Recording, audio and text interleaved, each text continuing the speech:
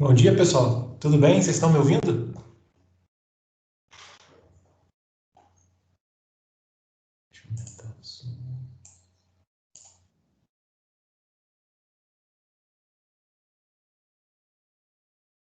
Bom dia. Bom dia, tudo bem? Bom dia. Bom dia. Bom dia, professor. Tudo bem? Bom dia. Tudo bem, graças a Deus. Que bom.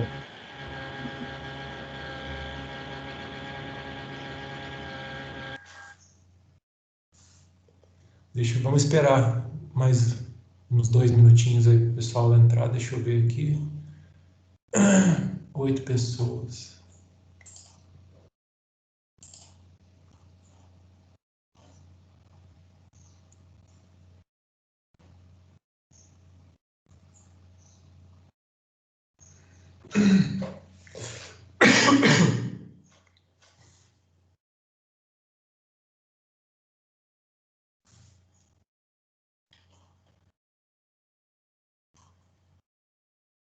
Pessoal, vocês conseguiram resolver a lista zero? Tiveram algum problema? Deixa eu olhar aqui. Eu olhei esses dias para ver se tinham muitas pessoas que entregaram.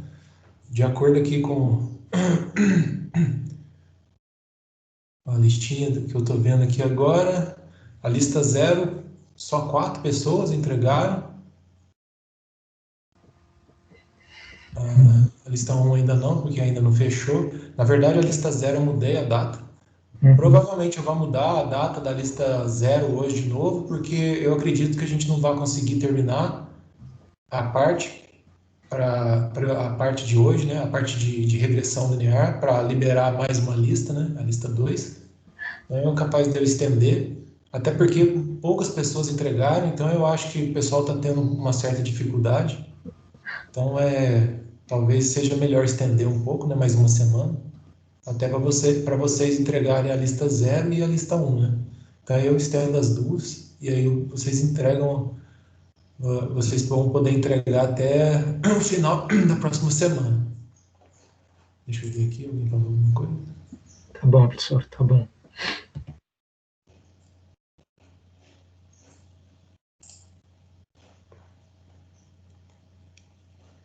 Bom, Desses então, 4 eu estou na pessoal, lista. bom dia novamente. Pode falar. Oi? Bom dia. Bom dia. Bom dia. Bom dia. Alguém falou alguma coisa? Eu não ouvi. Eu é que perguntei, o professor falou que só tinha 4 que entregaram. Aqui no meu, aqui na minha barra de tarefas aqui, ele mostra as pessoas que entregaram e a lista 0,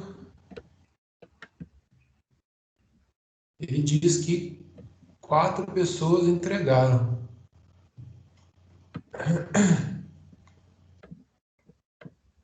Não, muitas pessoas não entregaram, estou vendo aqui agora.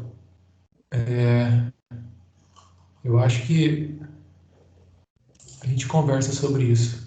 Tá bom. Uma coisa que eu vi aqui agora no chat, acho que deixa eu ver quem foi, deixa eu voltar aqui. Não, não é aqui.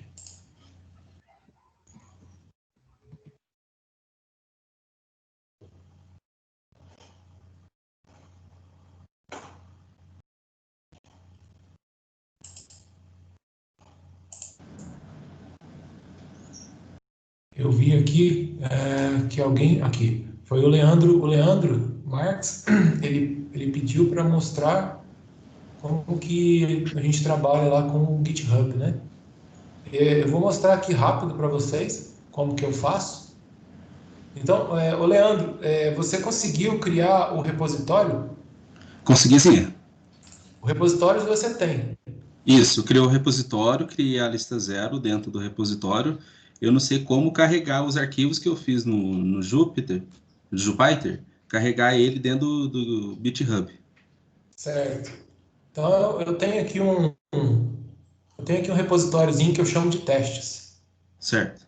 Então, por exemplo, a primeira coisa, você baixou o Git? Baixei. Então, você tem essa interface, essa interfacezinha que abre aqui, esse prompt de comandos que vai abrir aqui. Ah, deixa eu compartilhar a tela. Desculpa que eu não compartilhei. Espera aí. Compartilhar a tela. Deixa eu ver. Não é isso. Espera aí. Deixa eu ver aqui só um minuto. Deixa eu abrir o Git aqui.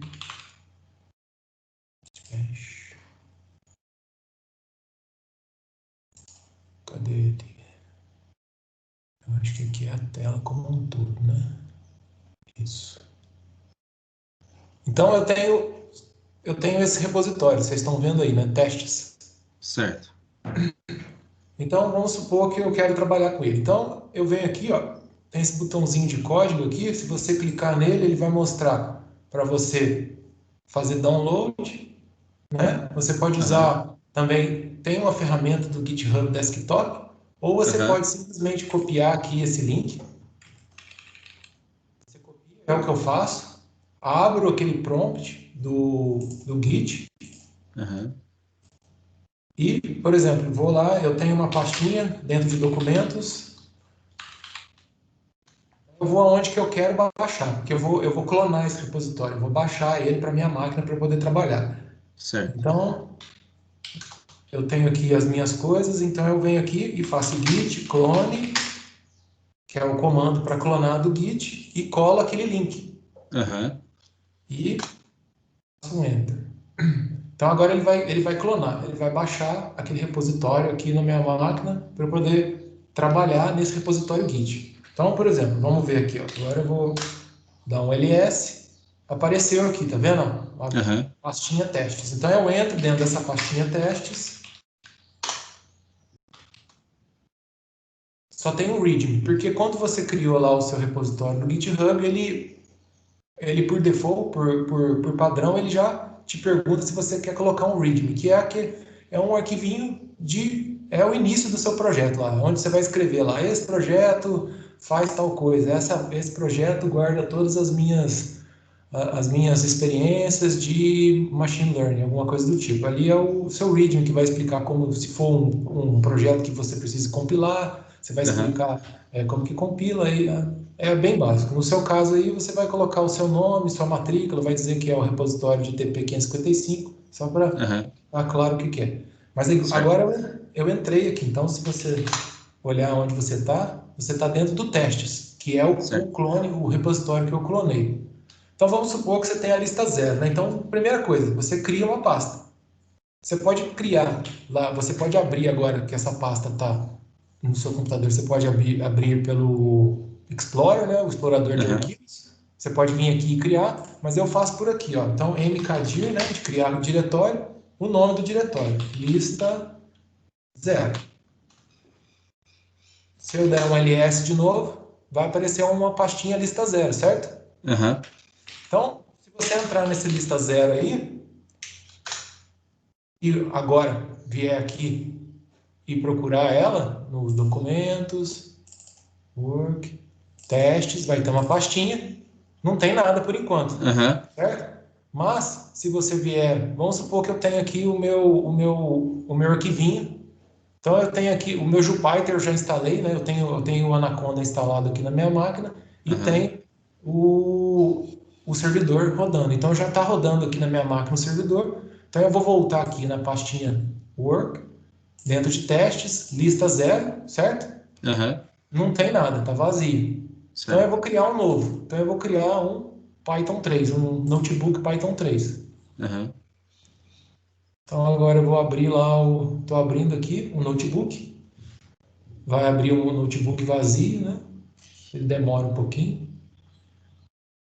Então, vou renomear. Então, se vocês derem um clique duplo aqui em cima do Untitled, ele vai deixar você renomear o arquivo. Então, eu vou colocar exercício 1, certo? Certo. E aí você resolve o exercício. Sei lá, aqui vai ser só um testezinho. Então, salvei, certo? Resolveu o exercício, salvou. Você volta lá no Git, lá naquele prompt do comando do Git, Certo. dentro lá da pasta testes. Então, normalmente o que você faz é nunca rodar dentro de pastas que você criou, mas sim da pasta principal, que é a pasta que você clonou. No caso, é o seu repositório. No meu aqui é o testes. Então, você volta lá. A primeira coisa que você faz é git status. Deixa eu deixar a tela maior aqui. O git status vai te mostrar as coisas novas que apareceram aí. Coisas que não estão comitadas, coisas que não estão ainda versionadas no seu repositório. Então, aqui, o que acontece? Ele mostrou em vermelho. Por quê? São coisas que você vai incluir no que você vai comitar. Está em vermelho ainda por isso. Então, depois que você usou o git status, você pode usar para adicionar isso no seu repositório, git add. O git add ponto adiciona tudo que está em vermelho. Então, ele não importa, você não precisa vir aqui e colocar. Porque normalmente você faz lista 0.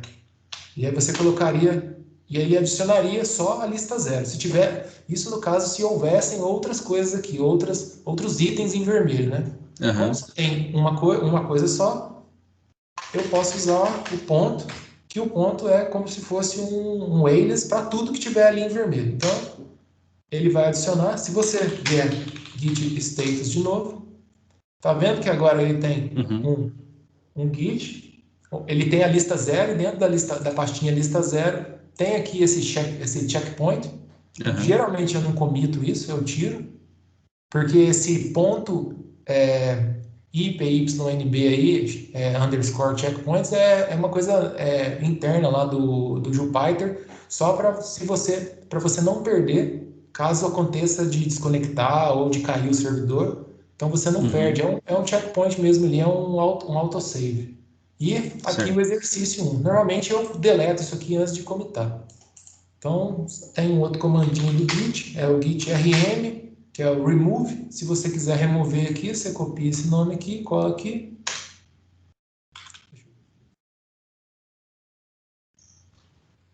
Não. Eu acho que eu preciso colocar -f.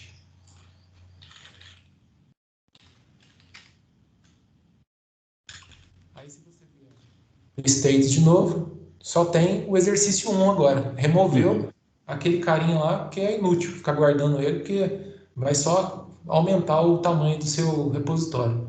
Então, você tem um novo arquivo, ele está prestes a ser comitado, ele ainda não foi comitado, ele está na sua máquina local. Você tem que enviar ele agora para o seu repositório remoto. Então, a primeira coisa antes de fazer é commit uma mensagenzinha aí. Então, o comando commit vai fazer o commit local, vai ficar comitado na sua máquina localmente, depois a gente vai mandar ele para o repositório remoto, que é o seu GitHub. Então, sempre tem que ter uma mensagem, então esse M aqui é de message, de mensagem, né? Tem que ter um menos aqui, menos message, e uma mensagem. Então, commit do exercício 1. Você vem com o status é o comando que você vai mais usar para ficar olhando o que está acontecendo. Então agora, ele vai mostrar aqui, que o seu branch, que é o seu repositório que está dentro da sua máquina localmente, ele está à frente lá do seu master, que está lá no repositório do GitHub, que está lá no servidor do GitHub, ele está à frente dele por um commit. Ou seja, o seu repositório está adiantado. Ele tem coisas que não tem lá no outro. Então, basicamente, agora o que você precisa fazer é mandar isso para lá para os dois ficarem sincronizados. Então, é um git push. Você vai empurrar isso para lá. Git push, ele demora um pouquinho, aí ele manda git status. Agora, o seu branch está atualizado com o branch remoto, com o repositório remoto lá do GitHub. Não tem mais nada que não esteja aqui que não esteja lá. Tá tudo, os dois estão sincronizados. Então, agora se você voltar lá no seu repositório e der um refresh aqui, veja que apareceu uma pastinha lista 0 aqui, E o exercício 1. Então, olha lá, o exercício 1 era só um print. E ele está lá agora. Então, é isso que você vai fazer. Você vai criar uma pasta. Aí você vem no seu servidor, né, no seu Jupyter aí, local, você vai abrir dentro daquela pasta e vai fazer cada um dos exercícios. Então você cria, ou tanto faz. Eu geralmente peço ao pessoal criar um notebook para cada exercício, mas tem pessoas que fazem todos os exercícios no mesmo notebook. Então eles criam células e em cada célula eles colocam a resposta de um exercício. Mas fica mais fácil de entender, de corrigir, se tiver quebrado cada exercício num arquivo separado. Então, você vai vir aqui e vai criar para um exercício ou para todos, tanto faz, depois eu consigo ver.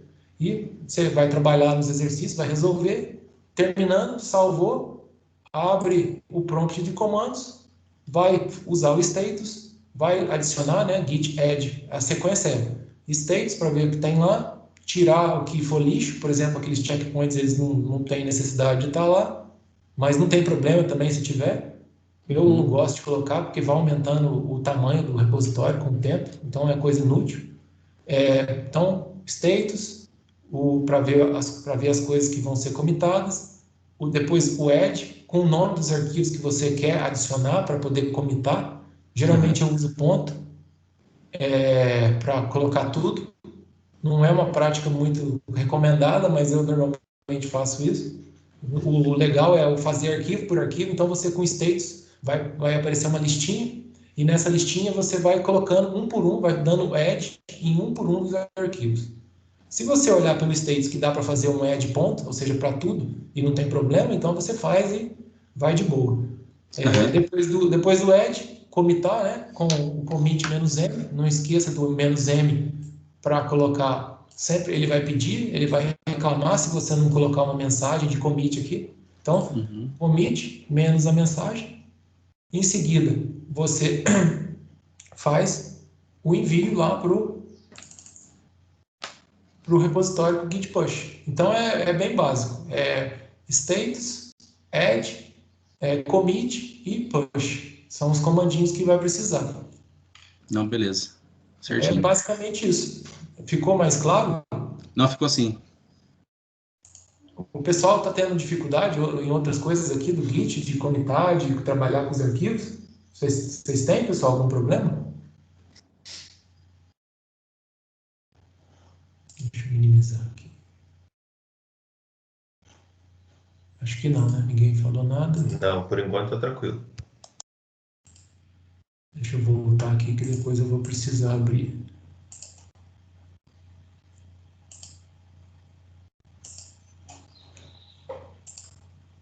Deixa eu...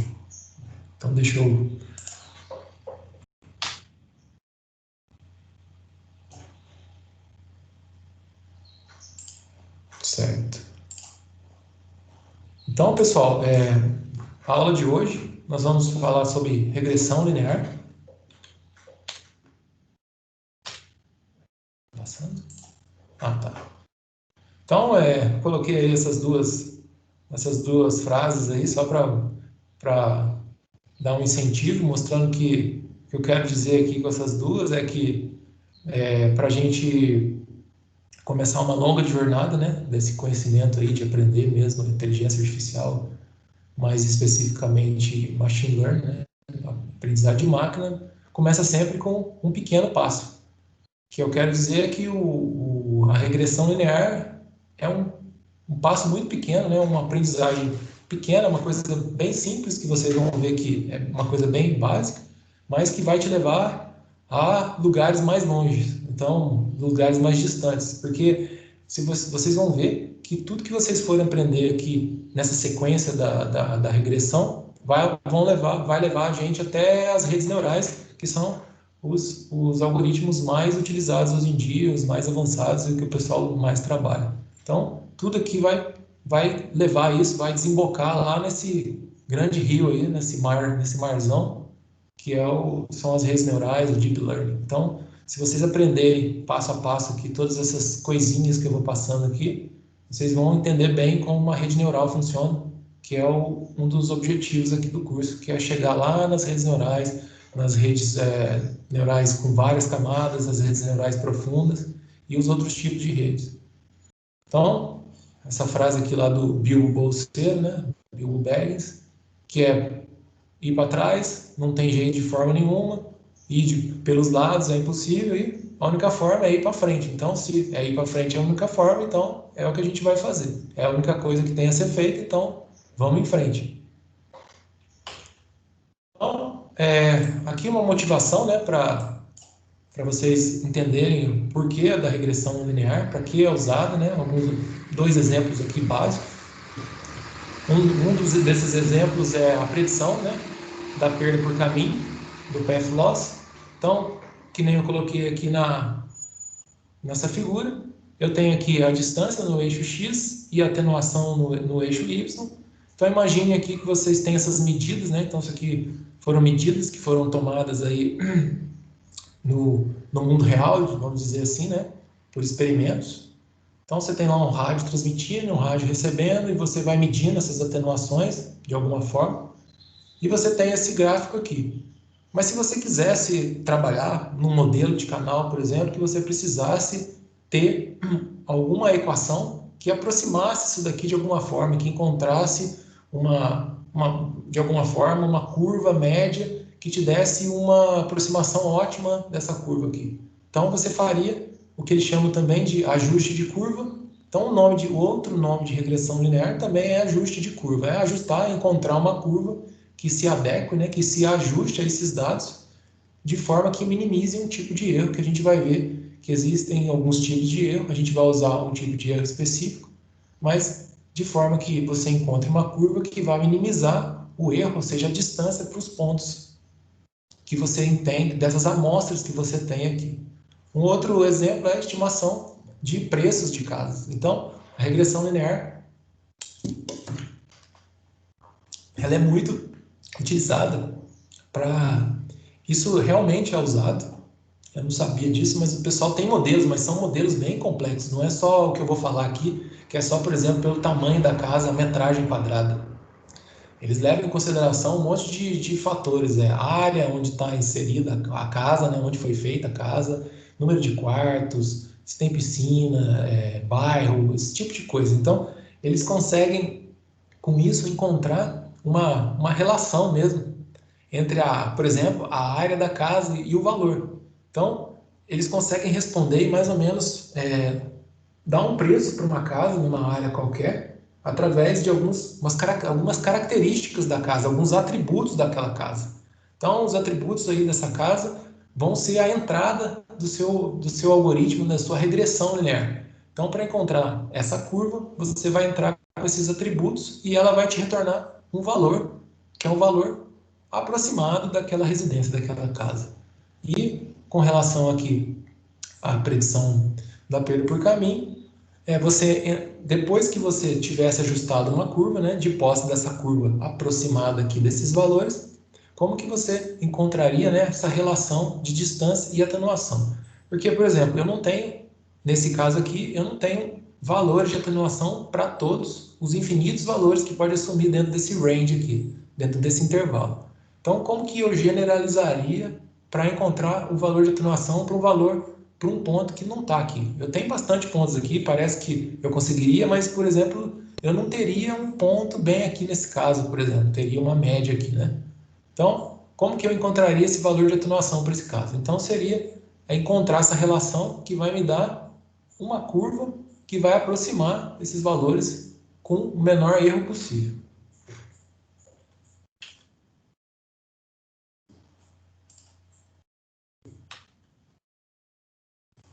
Então, voltando aqui, né, continuando na motivação,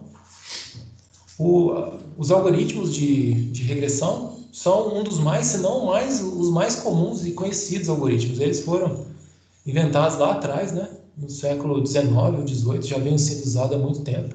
Então, se não for o primeiro, ele é um dos primeiros algoritmos, né, de aprendizado de máquina, ele é um dos mais simples, vocês vão ver que é muito tranquilo. Porém, ele vai nos dar várias intuições, né, vários insights muito importantes para o entendimento de outros algoritmos mais complexos. Então, vocês vão ver que tudo que a gente vai aprender ao longo desse caminho aqui da regressão linear vai nos ensinar, vai nos dar intuições, né, conceitos básicos para entender os classificadores e as redes neurais, além de outros aí. Mas os que a gente vai ver aqui na sequência vão ser esses algoritmos e a gente vai conseguir entender, baseado nesse simples algoritmo da regressão linear. Então, como eu disse, a regressão é um termo que foi cunhado lá no século XIX. Na época, ele foi usado para descrever um fenômeno que um pesquisador encontrou, que a altura de descendentes de ancestrais altos, eles tendiam a regredir para a média. Então, os seus descendentes, eles começam, num certo ponto, eles crescem, né? A altura média deles aumenta, mas de acordo com o tempo, eles começam a regredir para a média. Então, é por isso que é chamado de regressão, vem dessa regressão para a média.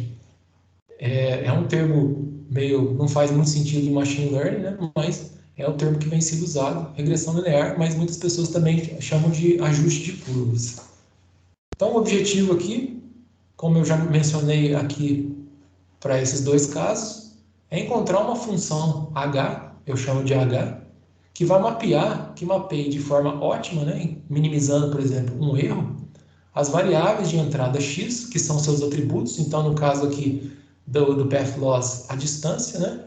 Ou no caso das casas, atributos como o número de quartos, a localização e a posição para o sol, se a fachada dela está virada para o nascente ou para o poente, e assim por diante, várias características, vários atributos. Então, de uma forma que você consegue pegar esses atributos de entrada x e mapeá-los numa saída. Então, basicamente, é uma função h de x que vai te retornar um y.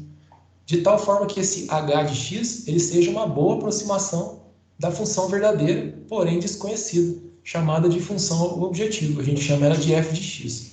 Então, por exemplo, a função f de x aqui seria os pontinhos em vermelho. A gente não conhece essa função objetivo, a gente não tem uma ideia. A gente vai ver ao longo do curso que muitas vezes isso aqui por exemplo, poderia ser uma reta com adição de ruído.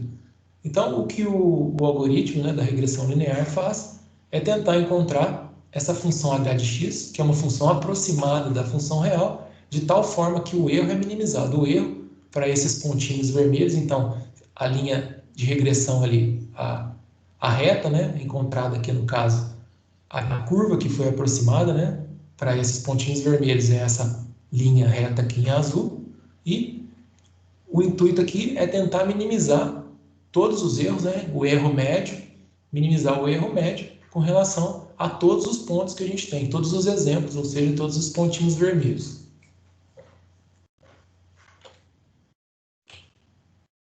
Eita, não quer passar? Aí. Às vezes eu volto aqui porque eu não tenho certeza se está passando um ou dois. O teclado que me deram, que me emprestaram aqui, às vezes ele passa 3, 4 de uma vez. Então, a gente começa aqui a falar da regressão linear mesmo em si. Então, dado que você tenha entradas, né, os atributos que eu falei, também chamados de exemplos, em inglês eles chamam isso de features, né? Vocês vão ver na literatura features, nós chamamos de atributos ou de exemplos.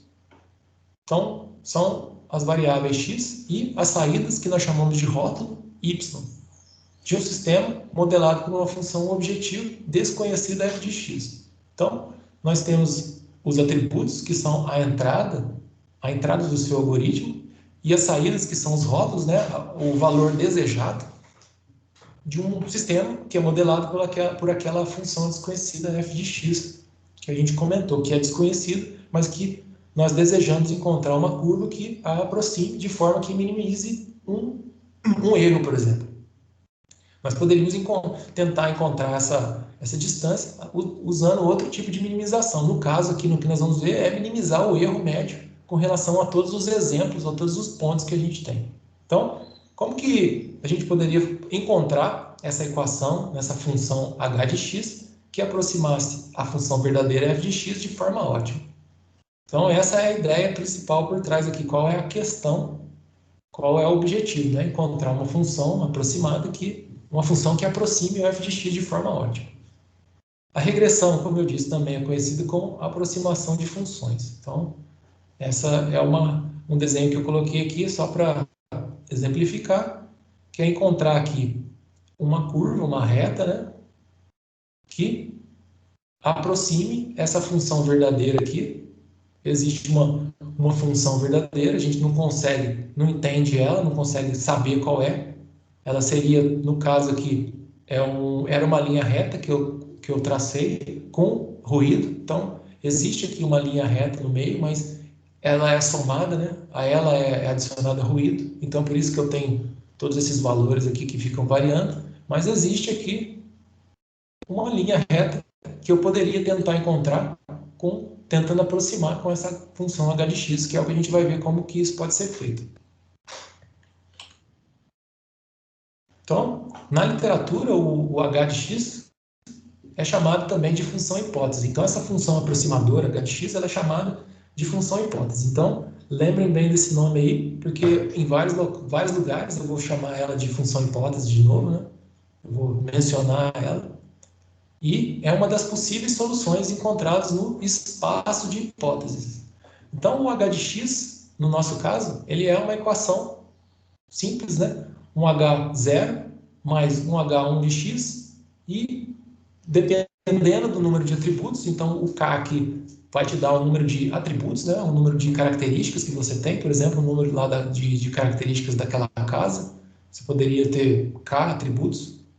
E ela pode ser expressa dessa forma, com esse somatório aqui, de H0 mais o somatório dos HI até o XI.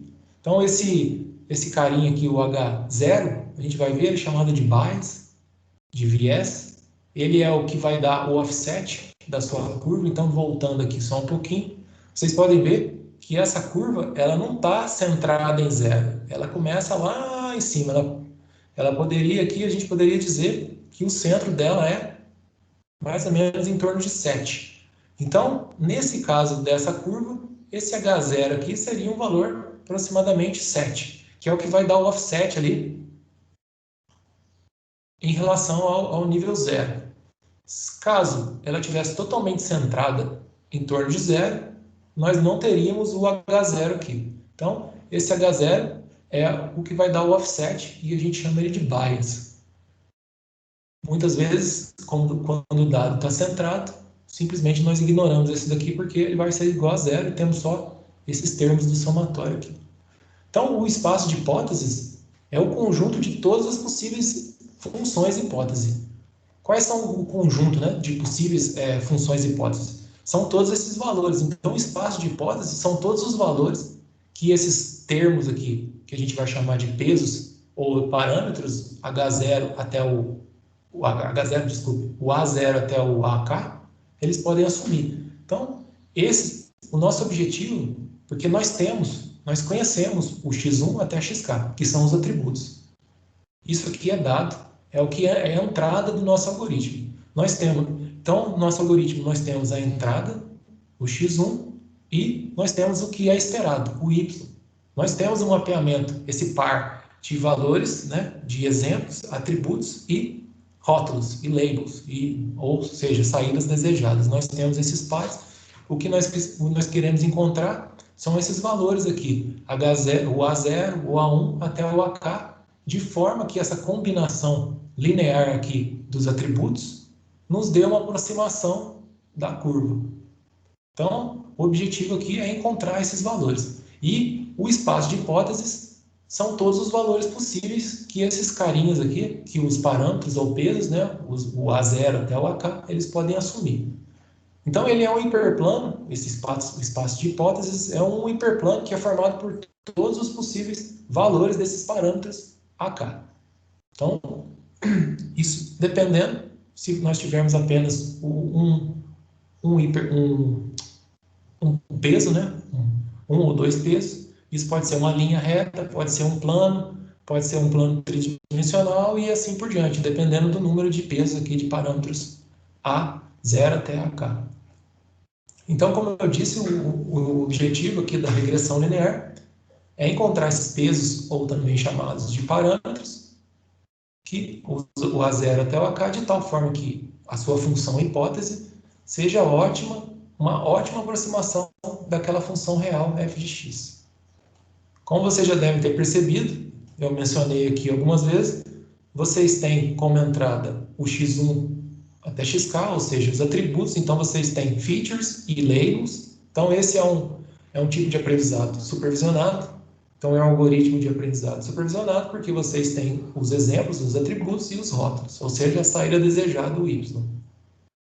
Então a regressão é chamada de linear, isso aqui é interessante saber, porque a variável de saída y, né, a sua saída desejada, o seu rótulo, ela é modelada como uma combinação linear dos atributos x. Então, o linear significa linear com relação aos pesos. Então, ela é se vocês olharem aqui, ela é uma combinação linear dos atributos com relação aos pesos. Então, portanto, esses modelos aqui que eu mostro abaixo, essas hipóteses aqui, vamos dizer, também são lineares com relação aos pesos. Então, vocês podem ver, mas é log de x, cosseno de x2. Sim, mas é o que eu disse. Essa é uma regressão linear com relação aos pesos e não aos atributos. Então, você pode ter o atributo exponencial elevado a x1 ou até o x1 ao quadrado, mas mesmo assim, ela ainda é uma regressão linear por causa dessa combinação sem relação aos pesos e não aos atributos.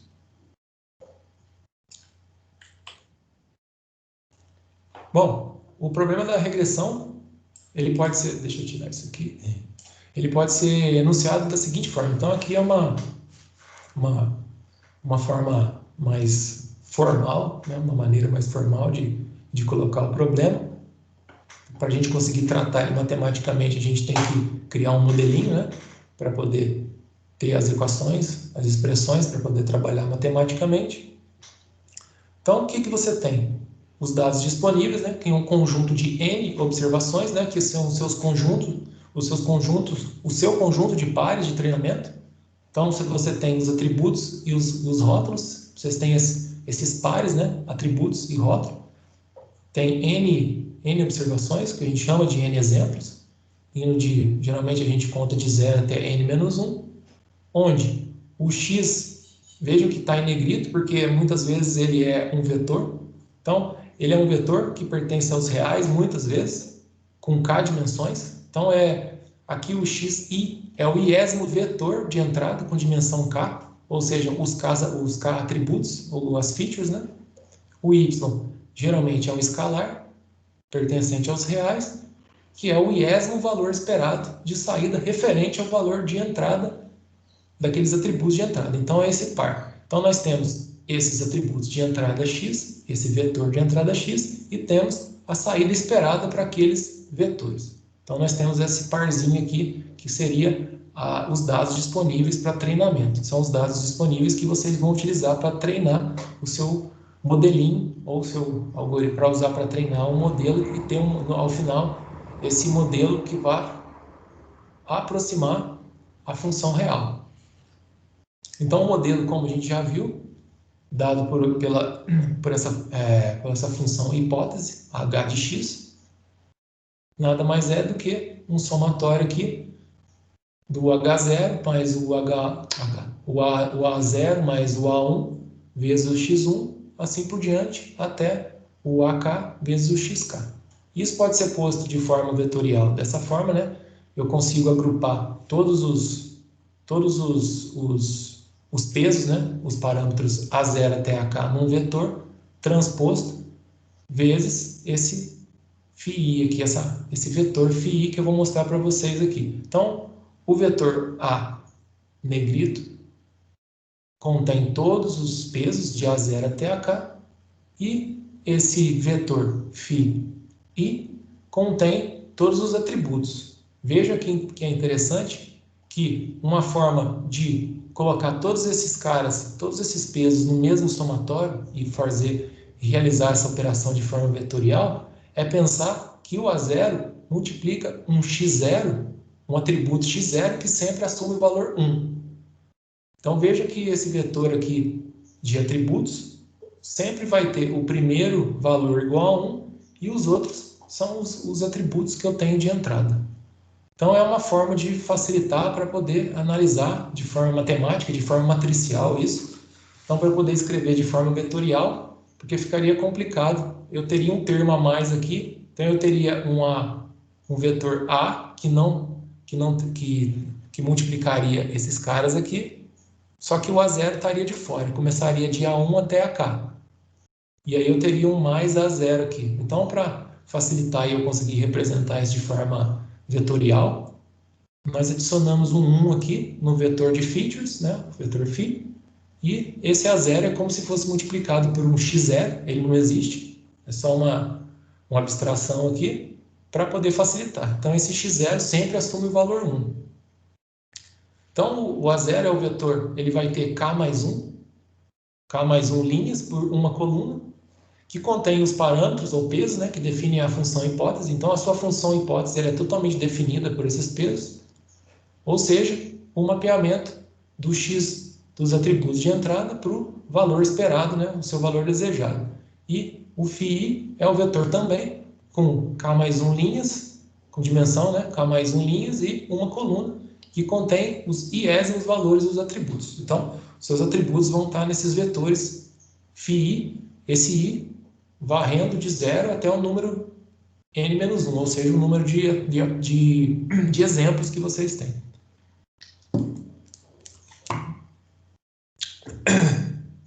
Esse número de exemplos vai variar. Vocês vão ver ao longo do curso que quanto mais exemplos, quanto maior for o seu conjunto de treinamento, melhor vai ser o treinamento, né? Melhor vai ser o modelo, mais próximo, mais aproximado vai ser o seu modelo. Mais próximo vai ser da sua função real. Então, sempre tenha em mente que quanto mais dados vocês tiverem, melhor. Porque lembre-se que a aprendizagem de máquina é baseado em dados. Então, quanto mais dados, melhor. Então, o objetivo do modelo de regressão linear é encontrar o vetor de pesos A que minimize um erro, dado por uma função de erro que a gente vai chamar de JE de A.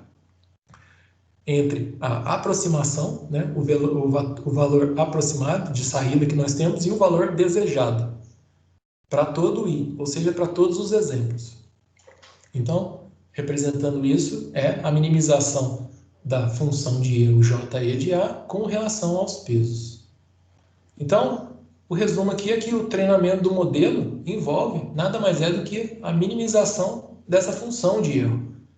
Então, se nós encontrarmos uma forma de minimizar essa função de erro, que é o erro entre o valor aproximado, né, que nós chamamos de y chapéu, e o valor real, o valor que nós temos das nossas observações, a gente consegue encontrar um vetor A, um vetor de pesos, que nos dê uma função hipótese que seja muito boa, ou seja, muito aproximada, uma função ótima, que aproxime bem a função real f de x.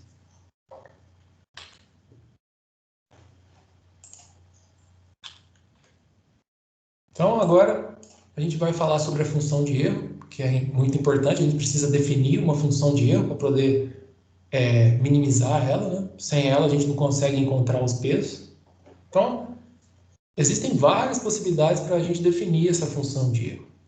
Então, existem vários tipos de funções. Vocês podem pesquisar aí na literatura, vocês vão encontrar diversos tipos de funções que podem ser minimizadas, né? Que podem ser utilizadas como função de erro.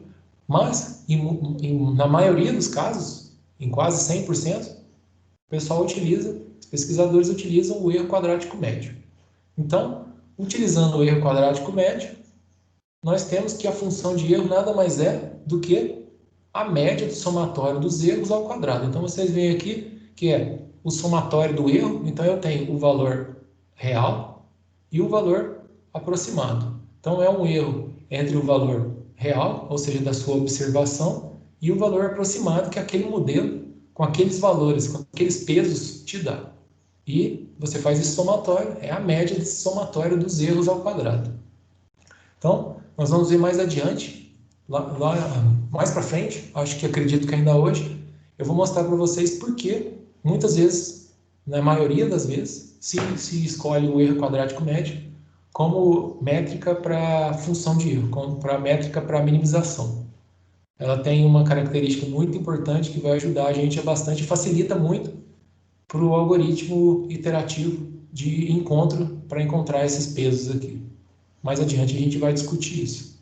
Mas, por enquanto, entenda que ela é, se não a melhor, uma das melhores a ser utilizada.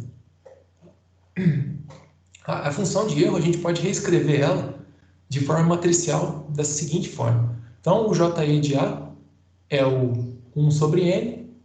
Então, nós temos aqui essa norma L2 aqui, do Y menos o φ A. Então, aqui, só redefinindo agora, o φ negrito, ele é uma matriz agora. Então, eu estou reescrevendo isso de forma matricial. Então, o φ, ele é uma matriz, ele tem dimensão n vezes k mais 1. Então, ela tem n linhas por k mais 1 colunas, ou seja, o número de amostras, vocês têm todas as amostras agora, nesse φ, e k mais 1 colunas, indicando os k mais 1 atributos. Esse mais 1 aqui indica esse 1zinho aqui, que a gente adicionou lá no vetor, para poder ter esse x0 aqui, sempre com valor igual a 1. Então, e o A, que é o vetor de pesos, né? Então, essa multiplicação aqui desse vetor de pesos vezes essa matriz dá um vetor que, subtraído aqui dos valores reais, né, dos valores observados, nos dá esse erro. Então, a gente expressa aqui pela norma L2 do E, eu chamo de E, esse vetor y menos a matriz φ multiplicada por A, e nós conseguimos escrever dessa forma aqui, que vai facilitar o nosso entendimento do nosso trabalho.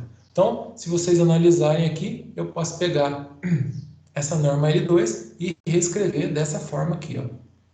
Nada mais é do que o primeiro termo transposto vezes o mesmo termo sem ser transposto. Então, para encontrar o vetor de parâmetros A, o que a gente precisa fazer? Minimizar, voltando ali no que a gente tinha comentado. Até então, nós não tínhamos definido a função de erro, JE de A, mas nós sabíamos que seria necessário definir uma função para minimizar. Então, aqui nós definimos, é a função do erro médio quadrático, ou erro quadrático médio, e com isso, se nós minimizarmos esse erro quadrático médio com relação aos parâmetros A, nós vamos encontrar os pesos que vão nos dar a função hipótese ótima. Então, se nós minimizarmos isso aqui, nós vamos encontrar, e em seguida eu vou mostrar duas formas de fazer de realizar essa minimização.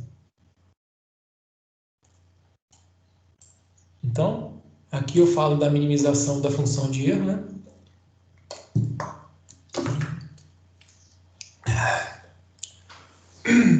Se a gente voltar na equação anterior e expandir o E, que eu chamei aqui de E, o vetor Y menos a multiplicação da matriz de atributos, vezes o vetor de pesos A. Então, expandindo isso novamente, nós vamos ter essa seguinte equação. Então, nós podemos escrever essa equação que eu coloquei aqui da seguinte forma. Então, se vocês multiplicarem aqui, você vai ter o y transposto, esse transposto vem para cá, ele é distributivo, e esse transposto vem para cá. Então, vejam só, y transposto vezes y, primeiro termo, y transposto vezes matriz φ vezes A, vai ter um menos ali, por causa desse menos aqui. Em seguida, quando você coloca o transposto aqui, o A vem para frente, fica A transposto matriz φ transposta, vezes Y, que é o que a gente tem aqui, vai ter um menos por causa desse termo menos, e A transposto, φ transposto, vezes φ vezes A, que é o último termo. Então, nós abrimos esse termo de erro aqui, dessa forma, dado para essa expressão. Então, como que nós vamos encontrar o mínimo dessa função com relação aos parâmetros? Então, nós temos essa função de erro, nós expandimos ela, e agora como que nós vamos encontrar o mínimo dessa função com relação aos parâmetros? Então, se vocês lembrarem das aulas de cálculo, nós sabemos que se nós derivarmos essa equação de erro aqui, o L2, né, a norma L2 do E, com relação aos pesos, ao vetor de pesos, e igualar a zero, nós vamos encontrar um ponto onde a inclinação da função é nula, né? Se a gente igualar a zero, a gente vai encontrar um ponto onde a inclinação dessa curva é nula. Então, fazendo aqui a derivada, né, parcial do erro, ou seja, dessa equação aqui com relação aos pesos.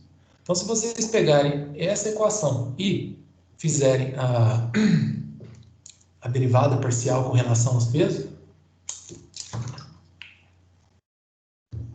nós encontramos essa equação.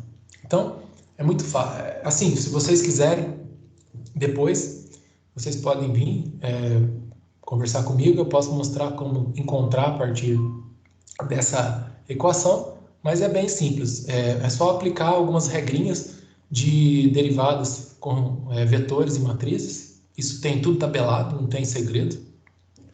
Então, por exemplo, aqui não temos um termo A, esse termo desaparece. Então, aplicando aqui a derivada parcial com relação a A para esse termo desaparece. Aqui, nós temos que esse termo aqui vai nos dar mais esse outro termo aqui. Esses dois termos, eles são parecidos.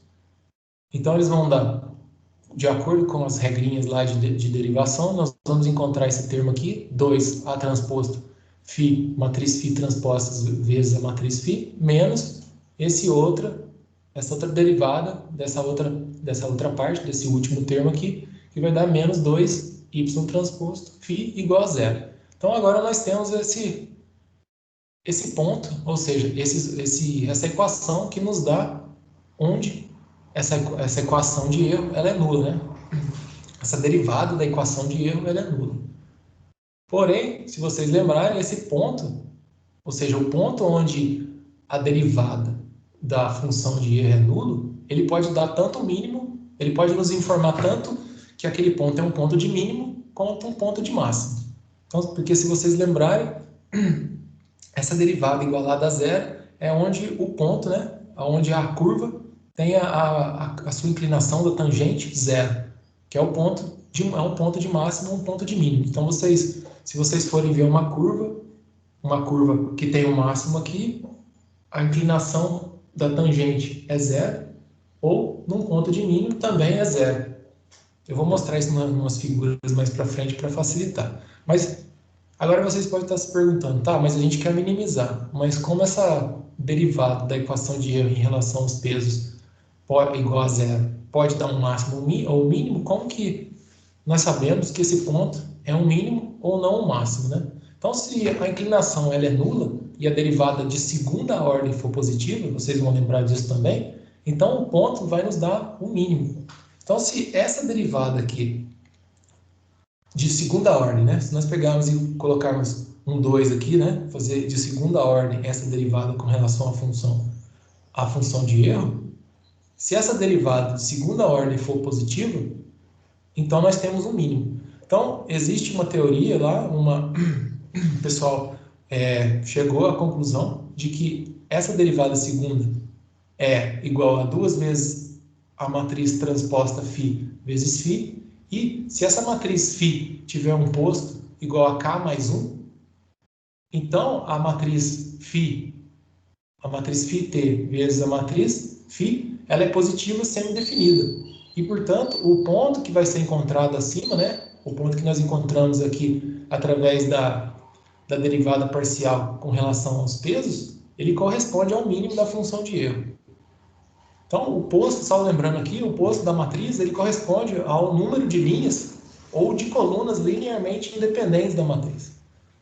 E uma matriz quadrada H, ela é positiva semi-definida se o vetor x transposto vezes a matriz x vezes o vetor x for maior ou igual a zero. Então, o que eu quero dizer aqui é que essa derivada de segunda ordem da função de erro, ela vai ser positiva, porque essa multiplicação da matriz φ, matriz de atributos φ transposta vezes a matriz φ, ela é positiva semidefinida, ou seja, ela vai resultar num valor que é maior ou igual a zero. A gente vai ver isso em seguida.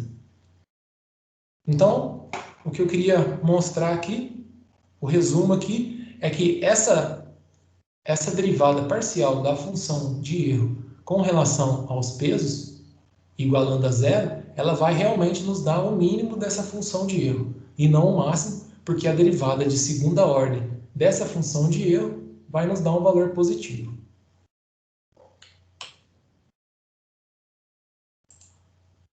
Pessoal, se vocês tiverem dúvidas, vocês falem comigo aí, porque eu não sei quando alguém levanta a mão, se ele mostra aqui, eu não tenho. Se alguém tiver alguma dúvida, por favor, me chamem aqui.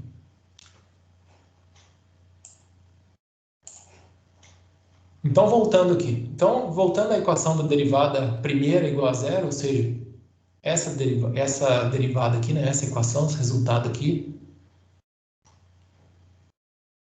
se nós pegarmos aquele termo, passarmos esse termo aqui para o outro lado, nós vamos ter a seguinte equação. Então, é o vetor A transposto, vezes o vetor φ transposto, vezes a matriz φ transposta vezes a matriz φ, igual ao vetor y transposto vezes φ, que é isso daqui.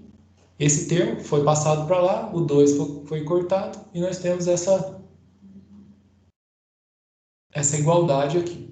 Então, se nós aplicarmos o transposto dos dois lados, se eu passar o transposto aqui e o transposto aqui, para poder ter esse A sem ter o transposto, eu vou ter, ao final, e isolando, né, após isolar o A, nós temos que o A é igual à matriz de atributos transposta vezes a matriz de atributos transposta, inversa dela, né, a inversa dessa multiplicação dessas duas matrizes, vezes a matriz de atributos transposta, vezes os valores esperados, os valores reais. Então, essa equaçãozinha aqui, ela é conhecida como equação normal. Então, vocês acabaram de ver como que nós conseguimos encontrar os valores do vetor de pesos A, de forma que nós tenhamos aquela função hipótese que aproxime bem, de forma ótima, ou seja, de forma que minimize aquela medida do erro quadrático médio, e com isso se aproxime da melhor forma possível da função real, que é a função f de x. Então, essa é a forma fechada. Nós acabamos de descobrir aqui como encontrar os pesos ótimos na forma fechada, que é chamada de equação normal. Uma observação aqui é que o método ele encontra uma solução única se e somente se a matriz quadrada, né, a matriz de atributos T transposta, a matriz de atributos vezes a matriz de atributos φ, for invertível. Então, se essa matriz, essa multiplicação aqui, essa matriz quadrada dessa multiplicação for invertível, né? Se eu não tiver essa matriz invertível, eu não tenho uma solução única. Porque aí, essa matriz não é invertível, ou seja, ela é singular.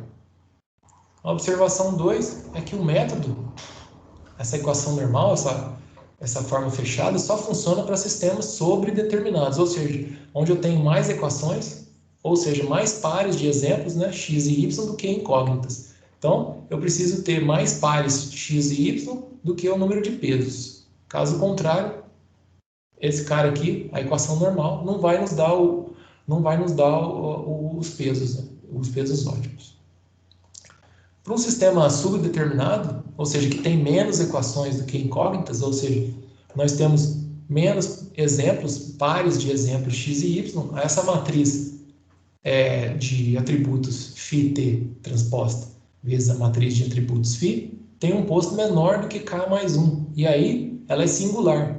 Nesse caso, não existe uma solução, ou ela não vai ser única, então pode ter mais de uma solução.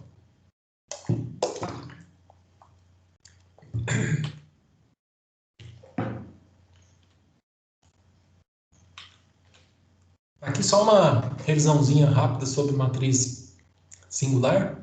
Então, uma matriz ela é singular quando um ou mais dos autovalores são iguais a zero. Vocês devem estar lembrando lá de álgebra linear. Então, essa matriz ela é singular quando um ou mais dos autovalores são iguais a zero. Isso, geometricamente, se vocês forem imaginar, um autovalor igual a zero vai significar que não existe informação naquela direção daquele autovetor correspondente a esse autovalor. Por exemplo, isso pode ser utilizado se vocês fizerem uma análise, né, dos autovalores e dos autovetores. Se um dos autovalores for igual a zero, não existe informação na direção daquele vetor, daquele autovetor. E com isso, vocês podem reduzir o número de dimensões daqueles dados. Se vocês fizerem essa análise, algumas vezes isso é feito para tentar diminuir, a gente vai ver que, em muitos casos, os números de atributos são tão grandes que alguns deles são relacionados uns com os outros. Ou seja, são atributos que podem ser removidos ali do seu modelo, né, de regressão linear, porque eles são linearmente dependentes de outros. Então, você pode simplesmente descartar, porque vai ter ali um alto valor que vai ser igual a zero, e com isso você pode diminuir a dimensão, ou seja, o seu vetor vai ficar menor, mas não perde nenhuma informação, porque aquela informação já está em outro autovetor. O posto de uma matriz ele é dado pelo número de autovalores diferentes de zero.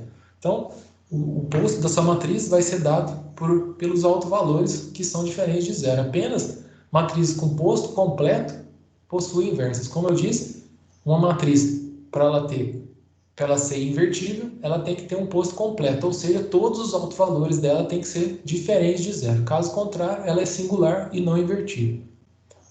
Então, dessa forma, se uma matriz não tem posto completo, isso vai significar que as colunas não são linearmente independentes. Ou seja, como eu disse antes, uma ou mais colunas são versões escalonadas das outras. Então, significa que você pode pegar uma coluna da sua matriz e ela é uma forma linearmente dependente de outra. Você pode representar aquela mesma coluna simplesmente multiplicando por um escalar, encontrar esse escalar, e ela é uma outra coluna multiplicada por esse escalar. Então, ela é linearmente dependente de outra, ela não é linearmente independente. O determinante de uma matriz quadrada A, ele é igual ao produto dos seus autovalores. Então, isso vocês já devem se lembrar também. Então, o determinante de uma matriz quadrada A é também igual ao produtório dos autovalores. Isso é importante lembrar, porque aqui em seguida eu vou mostrar para vocês por que essa multiplicação, se um desses autovalores for igual a zero, vocês não vão ter inversa. Então, dessa forma, se um ou mais autovalores forem iguais a zero, o determinante é igual a zero e, portanto, essa matriz é singular, ou seja, não invertível. Por quê? Só um exemplo aqui com uma matriz quadrada 2 por 2. Essa matriz quadrada 2 por 2, nós sabemos, né, que a inversa dela é dada por 1 sobre o determinante da matriz vezes essa matriz aqui modificada, né, a matriz A com os elementos já reposicionados. Então, vejam, se o determinante for igual a zero, se um desses, como é um produtório, e se um dos autovalores for igual a zero, vejam que esse produtório vai dar igual a zero, ou seja, o seu determinante vai ser igual a zero. E o que acontece? Se o seu determinante for igual a zero, esse termo aqui vai tender ao infinito e o A não é invertível. Então, isso é uma explicação de por que o determinante, né, se o autovalor for igual a zero, você não vai ter uma matriz invertível, então você precisa ter uma matriz de posto completo, ou seja, todos os autovalores diferentes de zero. Qual seria uma solução para resolver esse problema de uma matriz não invertível, de uma matriz singular? É a regularização de matrizes, que é adicionar uma restrição a esse problema de minimização do erro, de tal forma que a matriz a ser invertida deixe de ser singular. A gente vai ver, existem algumas formas. Temos o laço, o método laço e o método read. Nós vamos ver mais à frente como que o método laço e o read eles conseguem regularizar, né? Eles conseguem adicionar uma restrição na minimização do erro, de tal forma que matrizes singulares, ou seja, não invertíveis, elas se tornem invertíveis, né?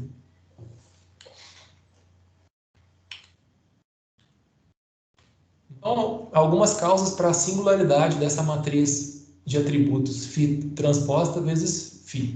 Então, algumas causas para isso são os atributos, né, o vetor x, redundantes. Ou seja, pelo menos uma das features, x1, x2 ou xk, é linearmente dependente. Por exemplo, vamos supor que a sua feature x1 lá, naquele problema da regressão linear para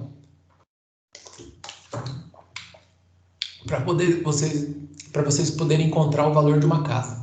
Então, um dos atributos é a área em metros quadrados. E vamos supor que um x2, um outro atributo, é a área em pés quadrados.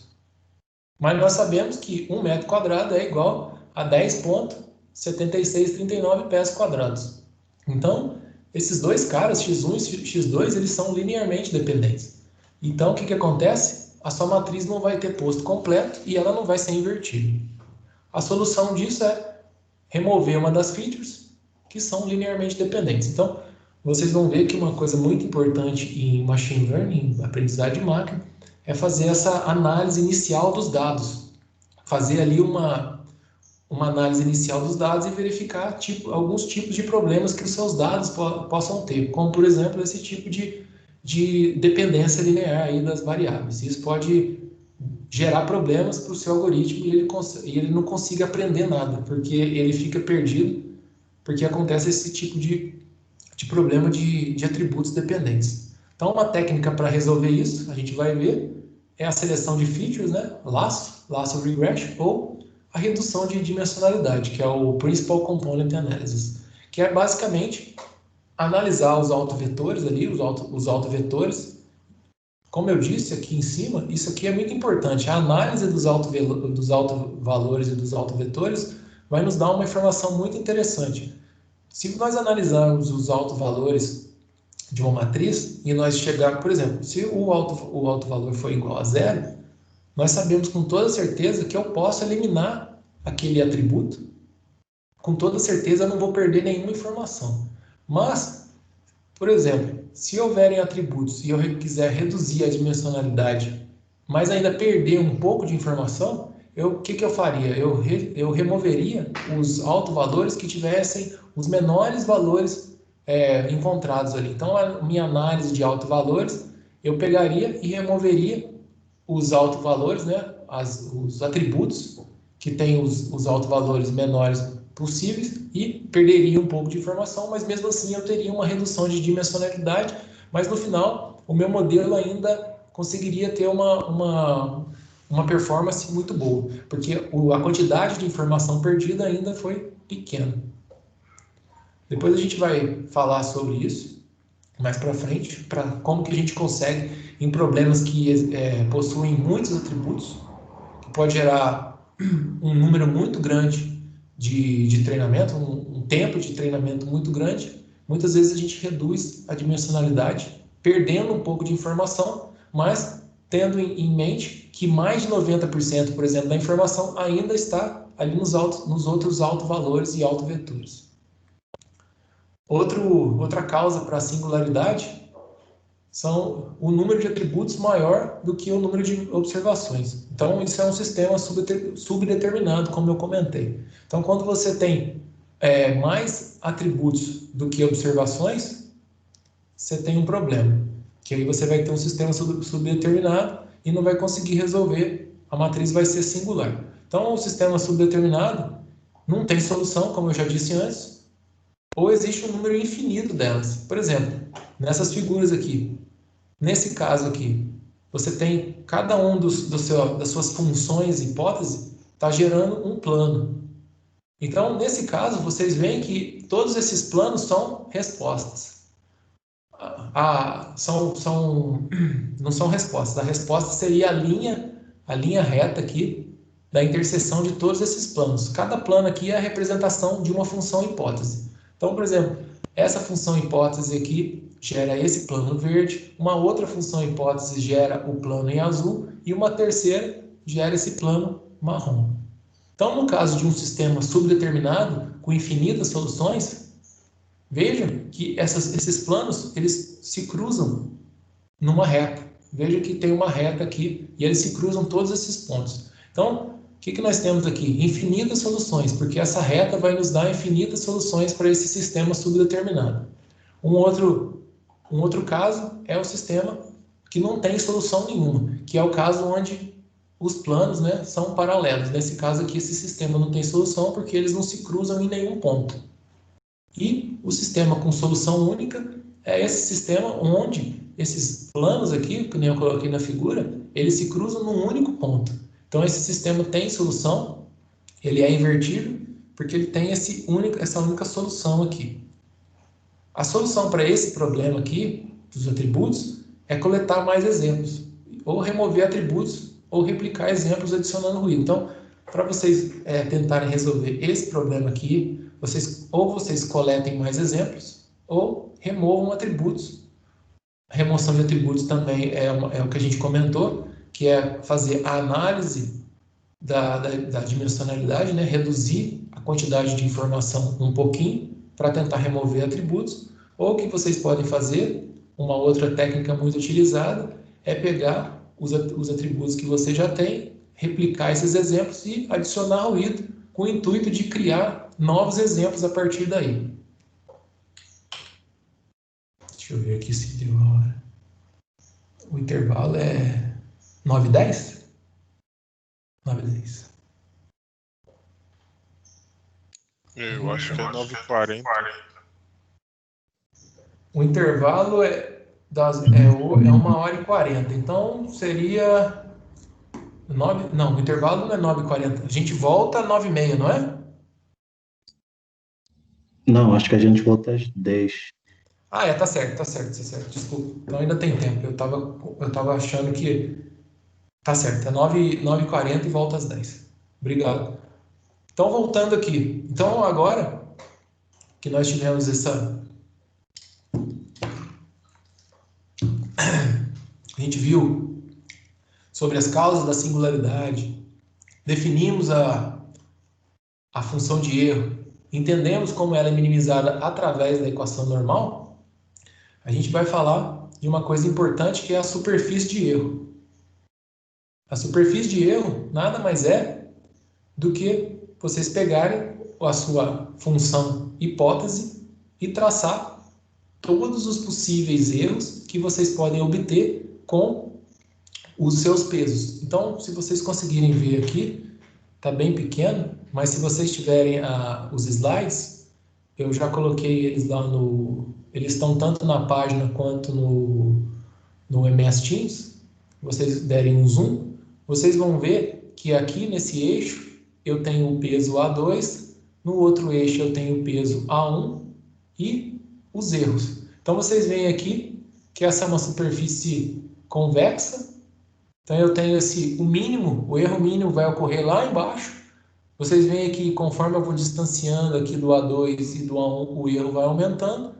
Então a gente tem que encontrar aqui o que, por exemplo, a nossa equação normal vai nos dar. O que essa equação normal vai encontrar? Aquele vetor A que a equação normal encontra é esse pontinho aqui embaixo, que eu mostro aqui nessa superfície que a gente chama de superfície de contorno, que é como se eu estivesse olhando essa superfície de erro de cima, né? Tivesse um olho aqui olhando de cima e eu traçasse esses círculos aqui, onde cada círculo equivale ao mesmo erro. Então, esse círculo aqui, todos os pontos nesse círculo têm o mesmo erro, todos os pontos nesse outro círculo têm o mesmo erro e assim por diante. Então, vocês veem aqui que eu tenho o A1 e o A2 e o erro está aqui dentro do círculo. Então, conforme vocês podem ver, a solução ótima que aquela equação normal vai encontrar é esse pontinho vermelho aqui, que seria lá o ponto lá embaixo nessa superfície de erro, que é o ponto onde o erro aqui é minimizado. Então, vamos falar um pouquinho aqui de novo, já só quis mostrar aqui antes, para vocês já terem ideia, antes de eu entrar aqui nas equações, nessas definições aqui. Se vocês já tiverem em mente a figura, entenderem o que está acontecendo aqui nessas duas figuras, acho que vocês vão absorver melhor o que eu vou falar aqui agora. Então, se nós plotarmos a função de erro, né, que nem eu mostrei aqui, a JE de A, que forma vocês acham que ela teria? Então, vocês já sabem aqui, vai ter essa forma convexa. Então, se nós pegarmos aquele termo lá, que a gente expandiu e plotar, né? Eu tenho aqui os valores de y e eu tenho todos os valores aqui, então eu vou variando o a. Então essa é uma função em relação a a, então eu vario os valores dos pesos e vejo para qual lugar, em qual posição vai me dar o menor erro possível. Então o que a gente poderia fazer também, é uma forma mais força bruta, é plotar, em vez de usar lá, por exemplo, a equação normal que nós encontramos, vocês poderiam também fazer de forma visual, vocês poderiam plotar a sua equação de erro e visualmente falar, o erro está aqui nesse ponto, vocês vêm lá, por exemplo, com o MATLAB ou com o Python, plotando no Python, vocês acham esse valorzinho aqui, falar, a minha solução ótima está aqui, então esse é o valor. Então, também vocês poderiam encontrar de forma visual aqui. A função de erro J e de A, ela faz esse mapeamento, né, entre cada possível valor do parâmetro do modelo ao erro correspondente. Então, conforme vocês viram, é um mapeamento aqui. Cada conjunto de valor A1 e A2 dos pesos vai dar um erro nesse caso. Então, aqui eu estou só considerando dois pesos, né, A1 e A2, porque caso contrário a gente não conseguiria mais visualizar, porque vejam que com dois pesos eu já tenho um desenho, né, uma figura tridimensional. Então, com mais pesos do que dois pesos, a gente já não conseguiria visualizar essa figura. Então, para a gente aprender, para ficar didático, a gente vai conseguir ver até dois pesos, né? Mais que isso, a gente já não vai conseguir plotar. Se tivesse um terceiro peso aqui, eu já não conseguiria ver isso muito facilmente. Então, a função JE de A, a função de erro, ela mapeia, né, esse vetor K mais 1, ou seja, o vetor de pesos, né, num escalar, que é o erro. Então, você tem a entrada, os pesos, que é um vetor, ou seja, o RK mais 1, e mapeia isso num escalar, que é o seu erro. Esse mapeamento vai definir essa superfície de erro, que a gente plotou aqui. Então, percebam que esse JE, né, de A, a função de erro, ela assume uma forma quadrática, por causa desse termo aqui, ó. Então, com respeito aos pesos de A. Então, vocês podem ver que ela tem uma forma quadrática. Nós temos aqui um A multiplicando esse termo, um A multiplicando esse termo, mas temos um A transposto e um A multiplicando aqui a matriz de atributos φ de t, transposta, né, vezes a matriz φ. Então, isso aqui, essa função de erro, ela tem uma forma quadrática. Isso é importante, porque a consequência disso é que a superfície vai ser convexa, que nem eu já comentei, que tem essa forma aí de tigela. E, portanto, possui um mínimo global, um único mínimo global, que pode ser encontrado, por exemplo, pela equação normal. Então, conforme vocês podem ver aqui na figura, só tem um mínimo nessa função, nessa superfície de erro. E é único. Não tem outro ponto aqui que o erro é mínimo. Existe apenas um e é o que a gente encontra pela equação normal. Então, essa daqui é uma explicação de por que a gente usa a função do erro quadrático médio como função de erro, porque essa função vai dar um erro que tem forma quadrática e, com isso, a consequência disso é que a superfície de erro ela é convexa. Vocês vão entender isso logo em seguida, quando eu for falar de um método interativo para encontrar o ponto de mínimo. Porque até agora nós vimos a equação fechada, né? É uma equação, a equação normal, que dá esse ponto ótimo, que é a solução mínima, mas nós vamos ver que essa forma convexa aqui vai facilitar muito encontrar o ponto de mínimo com um algoritmo interativo que nós vamos ver em seguida. Então essa é uma explicação, né? Um motivo, porque muitas vezes a gente utiliza o erro quadrático médio como equação de erro, né? Como função de erro, porque ela tem essa propriedade de gerar uma equação que é quadrática e que, consequentemente, vai ter essa forma convexa, que vai facilitar o encontro do mínimo, que é o mínimo global, porque esse tipo de equação só vai ter um mínimo, que é o global. Então, como a gente comentou, a derivada de segunda ordem da função de erro, né, da métrica L2 da função de erro, vai dar esse valor aqui, 2 vezes a função de atributo, a matriz de atributos transposta, vezes a matriz de atributos. É uma matriz positiva semidefinida. A função de erro ela vai ser sempre convexa com relação ao A. Então, aí embaixo, na parte de notas, eu deixei acho que uns 2 links que provam, que mostram por que essa matriz, né, essa função de erro, utilizando como erro o erro médio quadrático, o erro quadrático médio, ela vai ser sempre convexa. Então, eu tenho esse linkzinho, caso alguém queira dar uma olhada.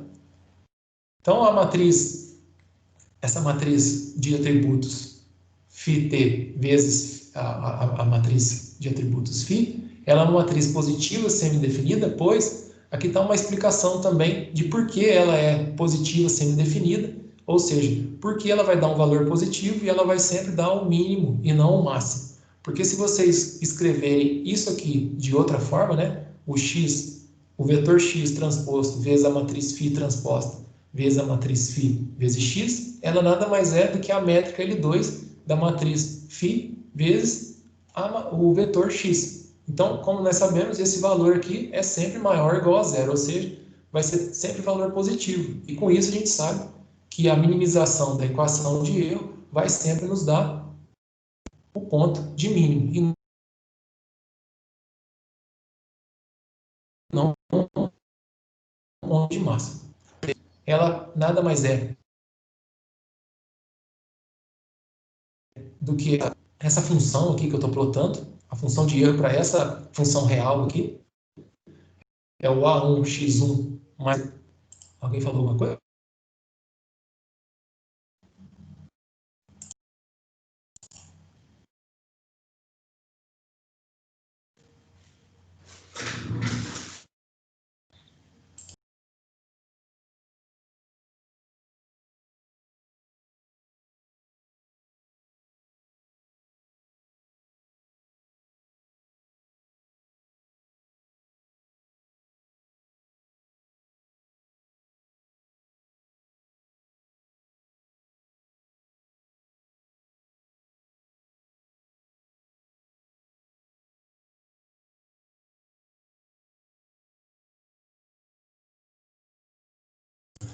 Voltei.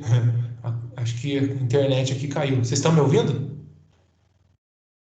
Estou agora. Sim, Agora sim, deu uma travada, agora tá bom. É a internet aqui, acho que deu uma caída. a gente nunca sabe se é aí ou se é aqui. Pois é. Eu achei, comecei a escutar um barulho, parecia o Skype de alguém me ligando, mas eu falei, mas o Skype nem tá ligado, eu nem tô usando. Aí eu fui ver, caiu. Mas aonde que parou? Não, perdeu pouca coisa, um pouquinho. Uns 30 segundos, se for. Ah, então tá. Então eu vou voltar aqui.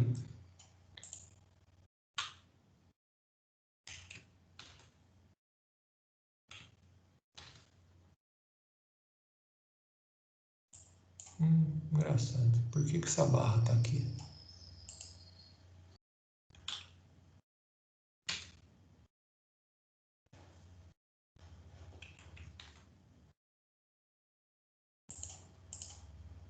Tô querendo sumir. Vocês estão vendo essa barra aqui ou sou eu que vejo? Nós estamos vendo também. Então, deixa eu ver como é que faz para desaparecer com isso. Isso apareceu. Ah, sumiu. Então, voltando aqui, pessoal, essa superfície de erro e essa curva de contorno aqui, né, dessa superfície de erro, eu plotei a partir dessa funçãozinha aqui, ó, que é um A1 vezes x1 mais um A2 vezes x2 mais um WN. O que é? O x1 e x2 e o WN são valores aleatórios retirados de uma distribuição gaussiana com média zero e variância unitária. E o A1 e o A2 eu fiz igual a 1.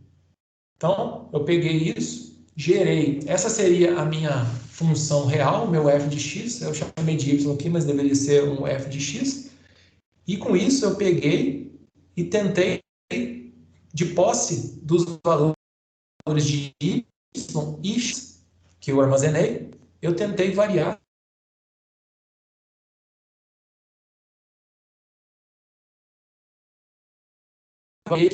Então, eu sei, porque como fui eu que criei a minha função original, verdadeira, eu sei do A1 e o A2. Mas suponhamos que vocês só tivessem acesso.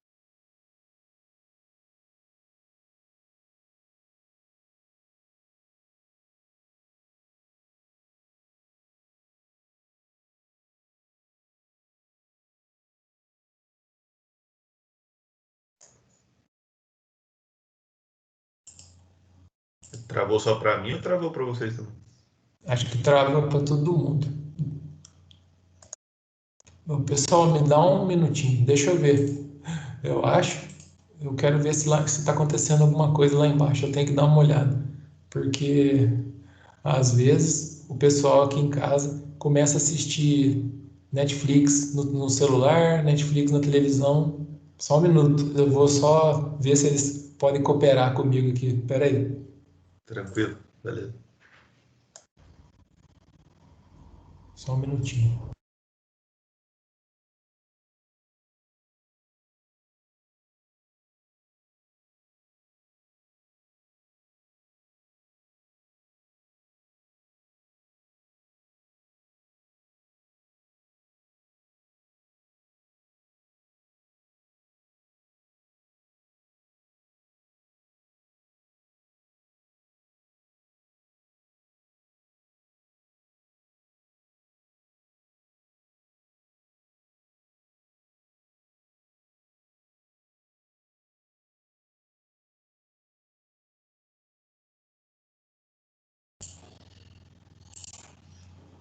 Aí, pessoal, voltei. Era isso mesmo. O Netflix tá online aqui. Agora a minha esposa desligou lá. Vamos voltar aqui.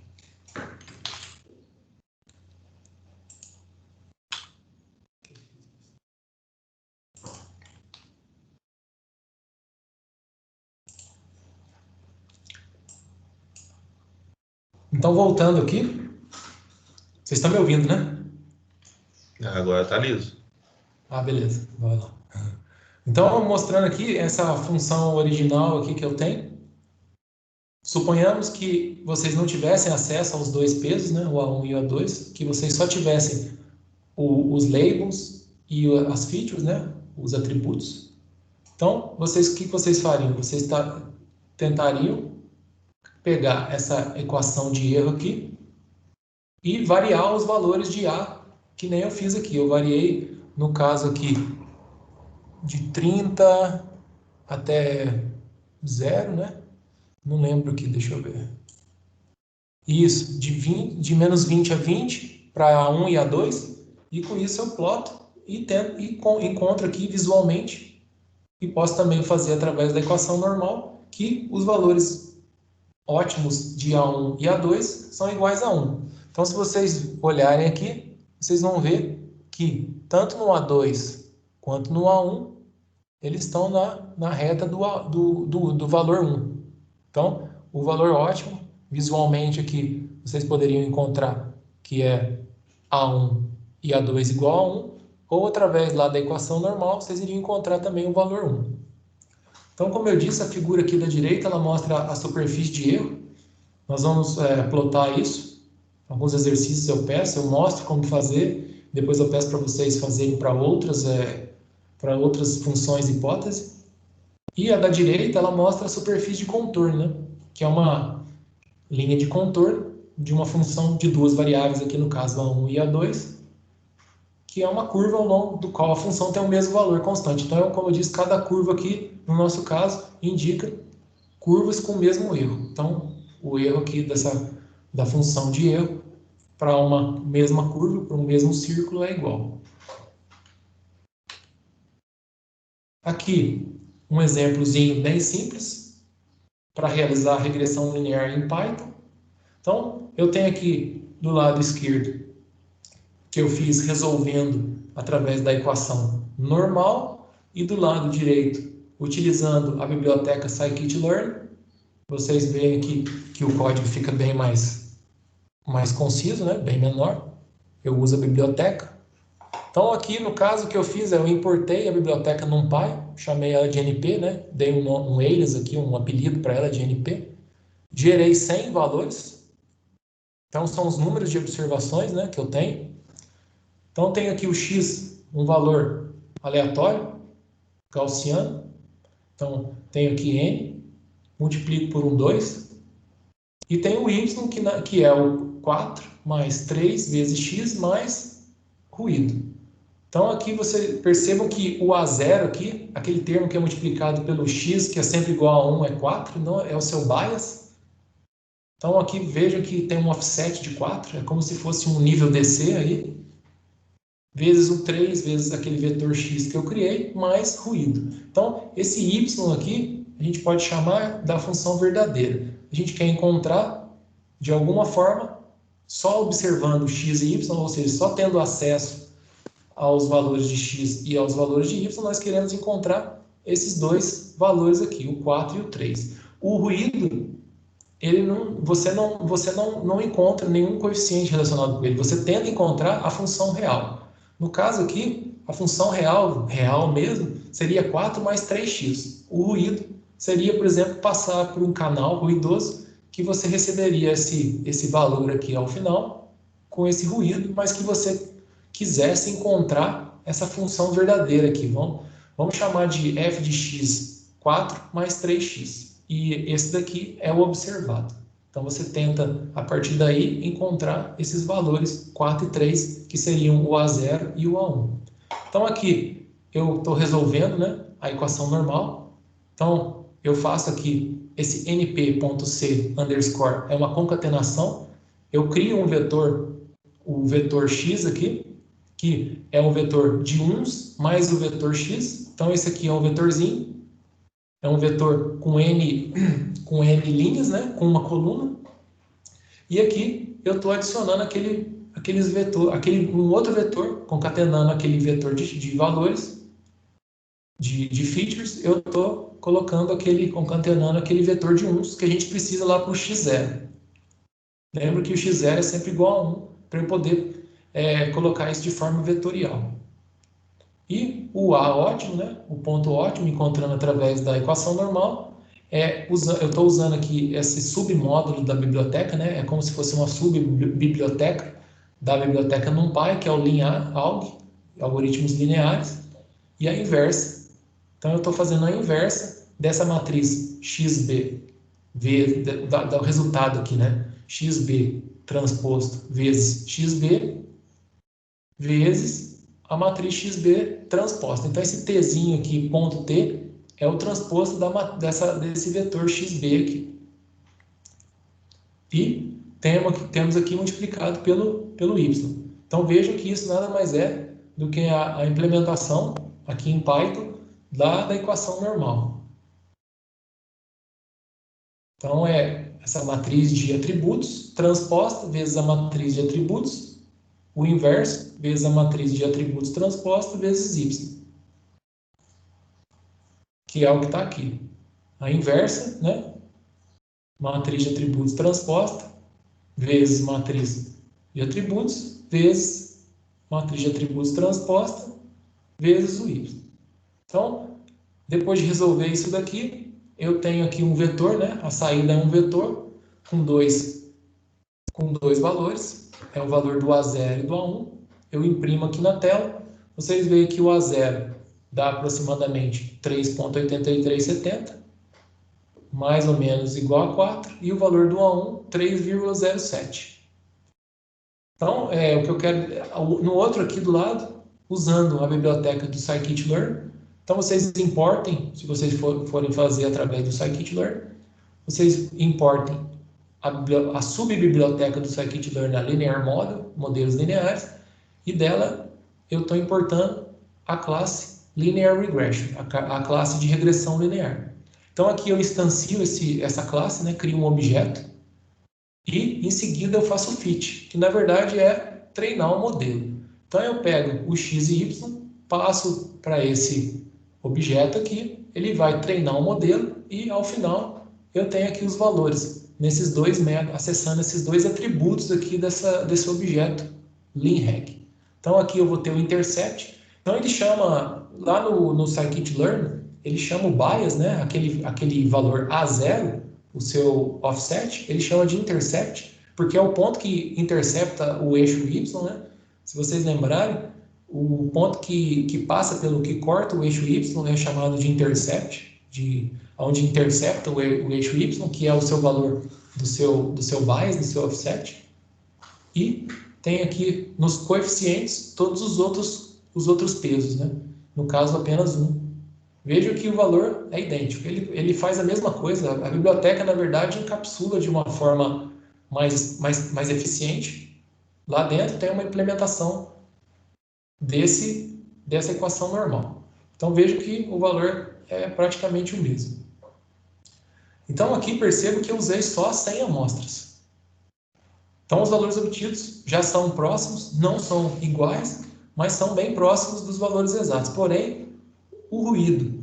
Então, essa observação ruidosa que nós temos aqui vai impossibilitar a recuperação precisa, exata daqueles valores.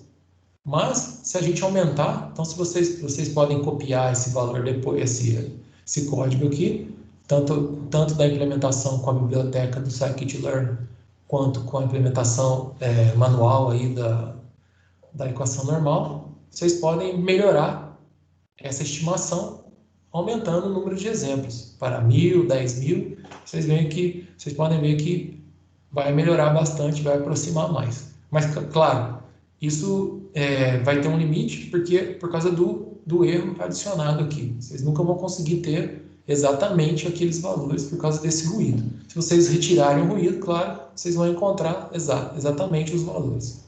Então, o argumento interessante aqui que, não sei se vocês perceberam, o argumento x, que é passado para o modelo fit, lá da classe Linear Regression, da biblioteca do scikit-learn, é uma matriz n por k, e não n por k mais 1. E interessante lembre-se que eu já comentei, que nem eu fiz aqui, ó, eu concatenei um vetor de uns, que são os vetores de bias, lá os valores de x0 igual a 1. Então, portanto, o vetor x, a matriz x, né, deveria ter uma dimensão n por k mais 1. Mas o interessante é que lá na biblioteca do scikit-learn, essa classe de linear regression, de regressão linear, por padrão, ela já faz isso para você. Ela automaticamente já faz essa concatenação. Então, você já tem essa concatenação feita lá pela classe Linear Regression. Vocês não precisam fazer isso. Caso, vamos supor que a sua função real, de alguma forma, você soubesse, ou você suponha que ela não tenha esse termo de bias, que ela não tenha offset, que ela esteja centrada em torno de 0.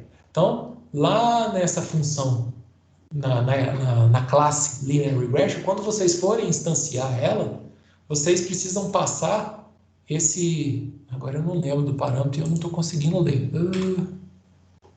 Como chama o parâmetro? Essa barrinha não some daqui. Aí.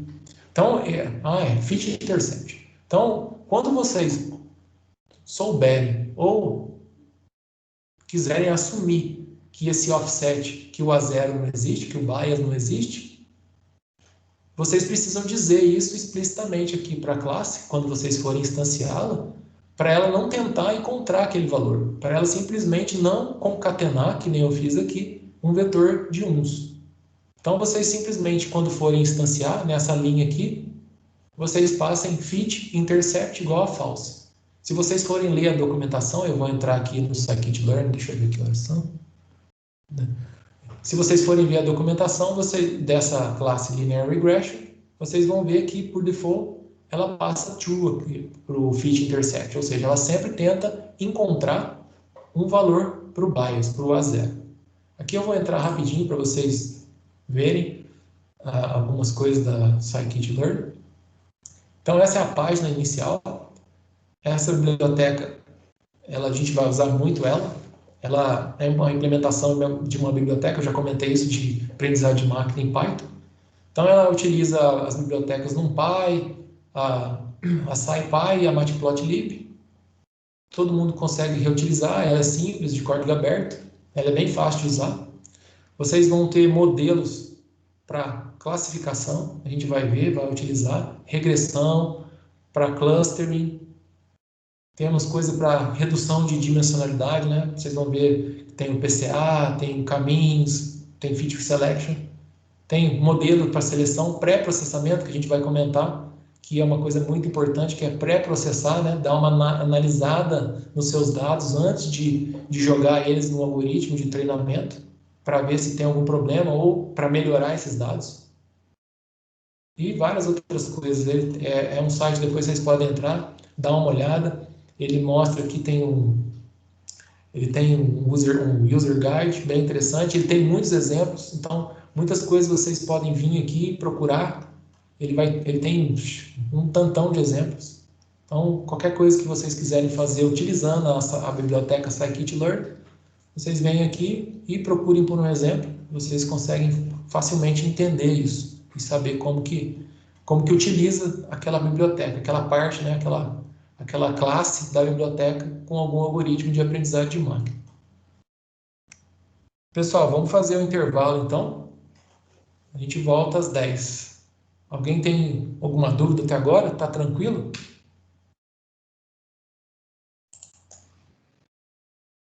Beleza, tranquilo.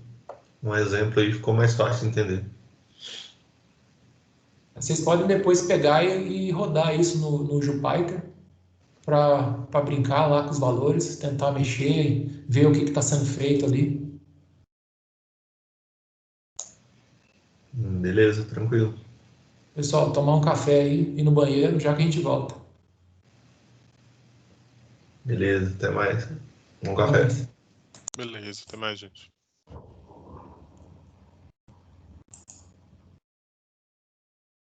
Ah, é. Eu vou gravar essa parte, depois eu gravo outra.